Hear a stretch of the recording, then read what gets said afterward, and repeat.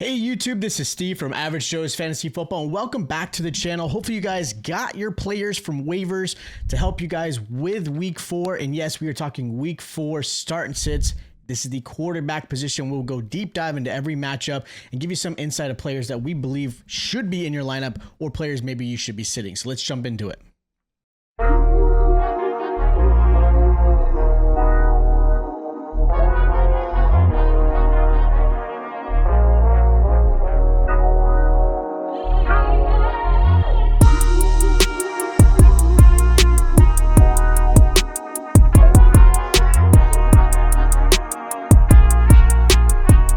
Week 4 of the NFL is here. We've got a Thursday night game, a very early Sunday game in London, and of course you have 2 Monday night games as well. So there's a lot of different scenarios going out this week, so make sure you guys are prepared and ready for that. Of course, there are injuries at the quarterback position you've got to consider and injuries in other positions, and hopefully you guys check out those videos. So now the first game we're going to talk about is the Thursday night game between the Seattle Seahawks versus the Arizona Cardinals. Now, between these two, as far as quarterbacks go, Sam Darnold is the only one worth starting. I actually like him this week, coming off a really strong week 3.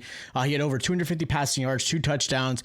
And again, the offensive line is getting better. He's getting better rapport with the wide receivers. And if you look at where he has performed so far, right now he's not amazing. He's quarterback 22 in fantasy, but the last 2 weeks, he's gotten a little bit better, right? 15 points here, 16 points there. He's starting to improve.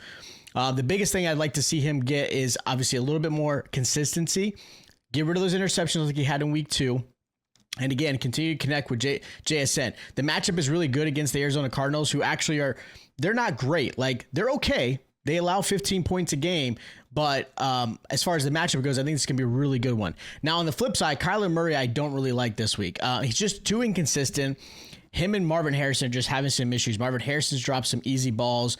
There's a lot going on. Seattle right now is actually top 12 against quarterbacks, and they're actually only allowing, I think right now, about 10, 12 points a game, which is very, very low. They're one of the better defenses in the league right now, especially against the quarterback. So for me, Kyler Murray, there's no reason to play him. Kyler Murray is struggling this whole season. He does not look right. Him, again, like I said, him and Marvin Harrison are just absolutely struggling. And the biggest thing that I would love to have seen, I guess, a little bit more out of Kyler Murray is the fact that his rushing, I'd like to see a little bit more out of him. He doesn't have a rushing touchdown. And again, this is his lowest performance. You know, since he's been in the NFL, he's only averaging 15 points in fantasy. Not his normal. You know, the year before was 17. The year before that was 18, like 20. He was always up there, and right now he's struggling. And, I mean, last week alone, they only added 159 passing yards, so big issue there. Now, jumping into the early slate for Sunday, you've got the morning game, if you're on the East Coast, Vikings versus the Steelers. Now, this is going to be a good game. I do like both of these matchups, but as far as quarterbacks go, don't like it at all. Don't love Aaron Rodgers this week. Don't love Carson Wentz. Carson Wentz, unfortunately, is kind of being thrown in a situation where you're going against a Steelers defense that looks good on paper as far as fantasy goes. They're allowing the 5th most points, 21 points to be exact per game. But again, when you're talking traveling to a London game, defenses seem to be better. Even though Steelers defense has not played well, I don't believe Carson Wentz is going to be the savior for the Minnesota Vikings. I think for him, the 15 points was okay if you were streaming him. Again, 2 touchdowns, nothing bad. Didn't hit 200 passing yards, but they didn't really necessarily need to because that defense was dominating against Cincinnati. Pretty much was ran away with. There was no real game in that one. But this is going to be a lot closer game. I don't trust Carson Wentz enough to again, put him in my lineup. Same thing, I don't really like Aaron Rodgers this week. Aaron Rodgers right now, yeah, he's quarterback 12 in fantasy right now, but the biggest issue with quarterback 12 is a lot of quarterbacks aren't playing well. And that's based off of his first week, which we had put up over 20 points in fantasy, but week 2, 10 points. Week 3 with 11 points. Like, he is struggling. He's throwing interceptions. He's had 3 interceptions so far in 2 games. And again, the Vikings defense has done really well. You've got to give them credit for what they've been able to do. They're the 3rd best team against quarterbacks. They're only allowing 11 points per game in fantasy. So again, this is a really, really tough matchup. Now, jumping into the later games, you've got the Tennessee Titans versus the Texans. Again, sitting both quarterbacks. No reason to start Cam Ward. He is struggling. He's only averaging 8 points per game. And the same thing with CJ Stroud. Absolutely struggling. struggling. I don't care if the matchup's a little bit better. He is absolutely looking horrible. And a lot of it is that offensive line. The offensive line is not giving him enough time to have any type of success. So again, until I see things going better, CJ Stroud should be probably on waivers or at least sitting for you. Jumping into the Eagles, Bucks, both quarterbacks are a start. Obviously, Jalen Hurts is a start because, again, his rushing ability did show some poise. Finally, I tweeted out, man, halftime only, I think it was some ridiculous low passing number. And they had to show up. The Rams really forced that offense to change, and they showed up. Got to give the Eagles credit. They were able to finish off that game with a win, and of course made A.J. Brown look like A.J. Brown of the old, like what he's capable of. So he's going to be a start. Now Baker's a little bit of a riskier start. Here's the concern that I have with Baker Mayfield. And if you look at the Eagles defense, they're actually pretty good. They're about average. They're only allowing 14 points per game. Their defense has improved, and they're not like where you're able to pass on them very easily. Baker is QB9 so far in fantasy. He's done a really good job. But my concern is he doesn't have Mike Evans. You've got Egbuka, who's kind of injured. Not sure how many snaps he's going to play. You are going to get Chris Godwin most likely this week, which is an improvement. But you have two very similar players when it comes to Godwin and Egbuka. Obviously, Egbuka is a big playmaker, but very similar style as of right now. And so for me, I am kind of nervous right now for that particular reason. So maybe the Eagles get up enough points that Baker has some trash stats towards the end and he does really well. But for me, he's going to be a start, but a riskier start on my end.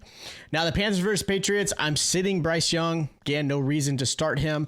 The Patriots defense, they're okay. They're averaging 15 points allowed to the quarterback position. Nothing really to go crazy. Now, Bryce Young did actually do really well, and Bryce Young has improved.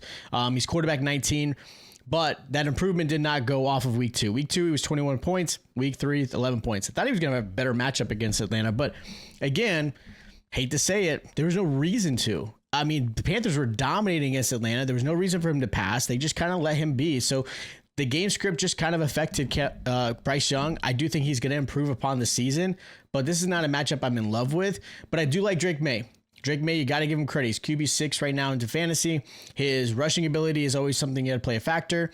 And right now, he's doing really well passing the ball, especially against some of these who we thought tough defenses, but he's had an easy early matchups. He's averaging 20 points per game in fantasy, which is amazing. So I really like Drake Maye this week. Now, Chargers versus the Giants. Justin Herbert, you're going to start him. He's done really, really well, amazingly, actually. And that's actually with, Quentin Johnston is his wide receiver 1. You got Keenan Allen, who looks like he's 13 years old again. I mean, he's playing amazing. And that's even with Ladd McConkey not even being the star right now. So give credit to where it is. Justin Herbert has played amazing. He's got 6 touchdowns, only 1 interception. Again, really good game. Love this matchup for him. Now, on the flip side, I'm not crazy about Jackson Dart as a start. He is going to be sitting for me. Chargers defense is way too good. If it was Russell Wilson, he's still sitting. It doesn't matter what quarterback. The Chargers defense is legit. You've got to give them respect. This team looks really good. Potential Super Bowl team on the AFC side if they continue to do what they're doing. Saints versus Bills. You pretty much know this matchup. Spencer Rattler sit. No reason to start. Probably not even picked up. And of course, Josh Allen to start. No reason to go deep dive into that one. Commanders versus the Falcons. Jaden Daniels is a start if he does play. We've got to keep an eye on the injury report. But I do like him as a start. Even if he has to run, even if he has to throw, doesn't matter. The Atlanta Falcons defense has not played great against some of these big stars. But got to give them credit here. Falcons are only allowing 12 points per game.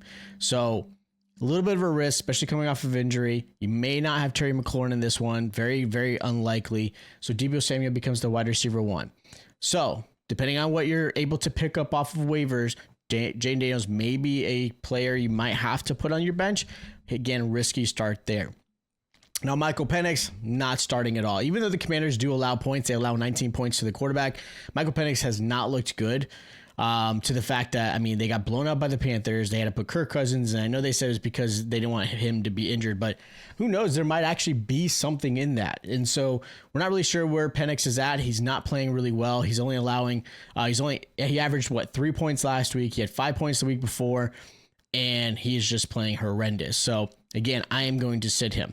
Next matchup, you've got the Browns versus the Lions is the last of the 1 o'clock games. Joe Flacco's a sit. Jared Goff is a start. Even though the Browns defense is legit, they are a very, very good defense. They made Jordan Love and that Packers offense look horrible.